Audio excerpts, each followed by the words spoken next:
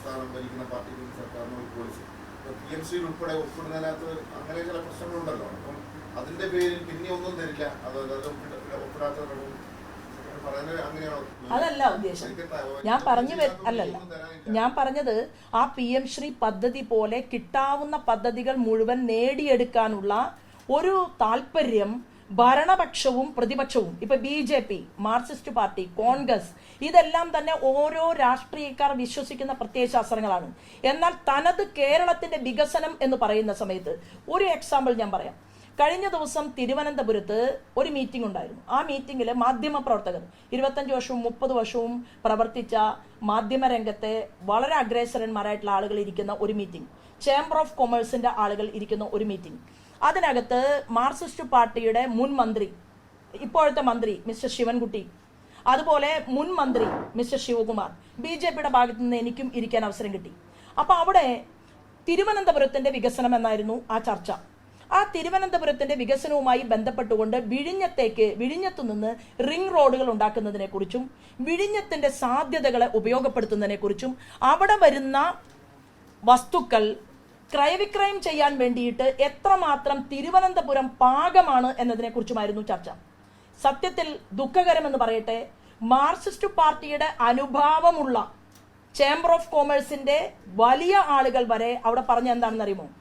സ്ഥലം കൊടുക്കാൻ തിരുവനന്തപുരത്തുകാർ തയ്യാറായിട്ടും ഹെക്ടർ കണക്കിന് ഭൂമി ഞങ്ങൾ നൽകാമെന്ന് തിരുവനന്തപുരം പറഞ്ഞിട്ടും അത് നേടിയെടുക്കാനുള്ള ശുഷ്കാന്തി കേരളത്തിന്റെ ഗവൺമെന്റ് എത്രയും വേഗത്തിൽ നടപ്പിലാക്കണമെന്നാണ് അവർ പറഞ്ഞത്. മുൻ മന്ത്രി പറഞ്ഞു എല്ലാ സഹായ സഹകരണങ്ങളും ഞങ്ങൾ നൽകാം എന്ന് പറഞ്ഞു. ഞാൻ അവിടെ സംസാരിച്ചത് ഭാരതീയ ജനതാ പാർട്ടിയുടെ സംസ്ഥാന ജനറൽ സെക്രട്ടറി എന്നുള്ള രീതിയിൽ ഞാൻ ഇവിടെ ഇരിക്കുന്നുണ്ടെങ്കിലും കോൺഗ്രസും മാർക്സിസ്റ്റ് പാർട്ടിയും പ്രവർത്തിക്കുന്ന ആരോ ആവട്ടെ, അത് മന്ത്രിയാവട്ടെ സാധാരണ രാഷ്ട്രീയ പ്രവർത്തകനാവട്ടെ, നിങ്ങളോടൊപ്പം ഒരു മീഡിയേറ്ററായി നിങ്ങൾ കാണാൻ ആഗ്രഹിക്കുന്ന ഏത് ക്യാബിനറ്റ് മിനിസ്റ്ററുടെ മുറിയിലേക്കും വരാൻ ഞാൻ തയ്യാറാണ് എന്നാണ് ഞാൻ പറഞ്ഞത്. എന്നിട്ട് ഞാൻ കൂട്ടത്തിൽ ഒരു വരി പറഞ്ഞു, വികസനത്തിന് വേണ്ടി എന്തുകൊണ്ട് നമുക്ക് ഒന്നായിക്കൂടാ? അത് കേരളം ചർച്ച ചെയ്യപ്പെടേണ്ടതല്ലേ എന്നതാണ് ചോദ്യം. കേന്ദ്രത്തിലെ ഏറ്റവും, അതായത് ഇന്ത്യയുടെ പ്രൈം മിനിസ്റ്റർ എത്ര തവണ അടുത്തിരുന്നു? കേരളത്തിന് ആവശ്യമുള്ളതെല്ലാം അങ്ങ് തരണം എന്ന് പറഞ്ഞുകൊണ്ട് കൊടുത്ത ഒരു നിവേദനത്തിന്റെ പേപ്പർ കേരളത്തിന്റെ മുഖ്യമന്ത്രി കാണിക്കട്ടെ. ഞാൻ വരാം. അപ്പോ അങ്ങനെ ഒരു പേപ്പർ ഉണ്ടോ?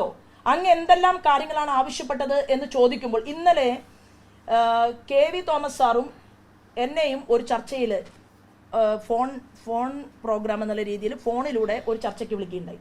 അതിൽ എയിംസുമായി ബന്ധപ്പെട്ടതായിരുന്നു ചർച്ച. ആ ചർച്ചയിൽ വളരെ വ്യക്തമായിട്ട് അവതാരകൻ ചോദിച്ചു, നിങ്ങൾ 4 സ്ഥലം കൊടുത്തു എന്നാണല്ലോ പറയുന്നത് എയിംസിന് വേണ്ടിയിട്ട്. പക്ഷേ മിസ്റ്റർ KV തോമസ് പറഞ്ഞത് ഒരു സ്ഥലം കൊടുത്തതിനെ കുറിച്ചാണ്. ഒരേ ഒരു സ്ഥലം. അത് ശരിയാണോ തെറ്റാണോ? ആരാ പറയേണ്ടത് മുഖ്യമന്ത്രിയല്ലേ. അപ്പോൾ നിങ്ങൾ എത്ര സ്ഥലം എയിംസിന് വേണ്ടിയിട്ട് കൊടുത്തിട്ടുണ്ട്?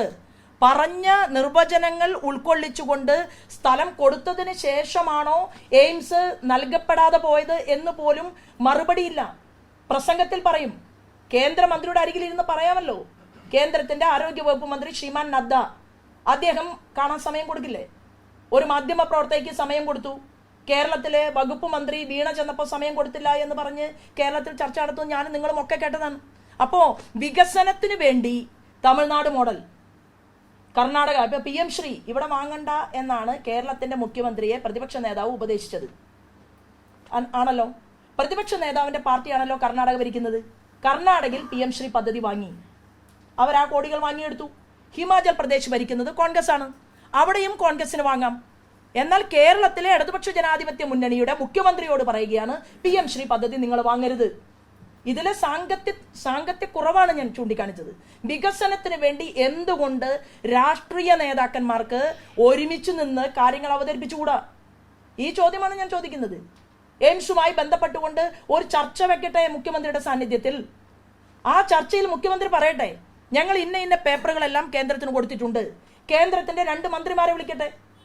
അത് തെറ്റാണോ പറയുന്നത്?